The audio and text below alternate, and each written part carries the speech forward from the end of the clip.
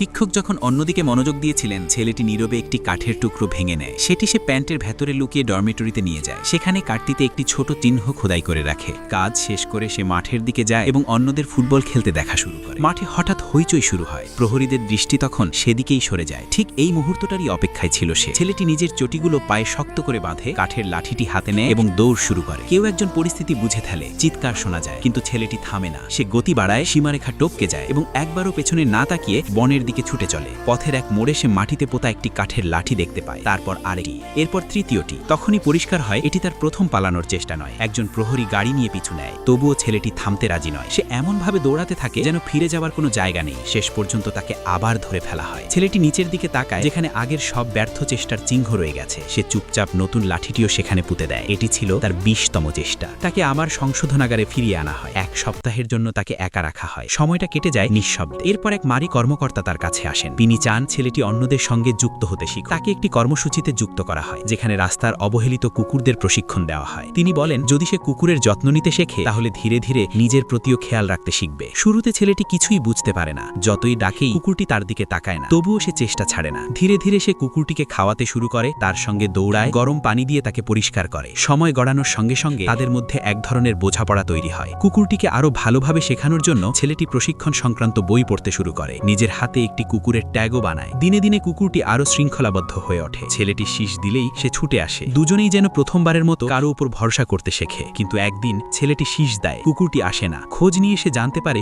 কুকুরটিকে কেউ দত্তক নিয়ে চলে গেছে। এই কথাটা সে সহজে নিতে পারে না। সেই রাতেই সে নিজের গদিটি তুলে নেয়, বিছানার ফ্রেম থেকে একটি অংশ ভেঙে নেয়, সেটি নিজের কোমরে বেঁধে নেয়, চটিগুলো আবার শক্ত করে বাঁধে। সিদ্ধান্তটা তার কাছে পরিষ্কার। সে আবার দেয়াল টপকে বেরিয়ে পড়ে, বনের ভেতর দিয়ে দৌড়াতে থাকে। এবার তার লক্ষ্য একটাই, নিজের কুকুরটিকে খুঁজে পাওয়া। সে আগের সেই জায়গায় পৌঁছায়, কিন্তু সেখানে প্রহরীরা আগে থেকেই অপেক্ষায় ছিল। ফিরে যাওয়ার কোনো ইচ্ছে না রেখে ছেলেটি লম্বা ঘাসের মধ্যে ঝাঁপ দেয় এবং বনের গভীরে মিলিয়ে যায়। এইবার আর তাকে কেউ ফেরাতে পারেনি।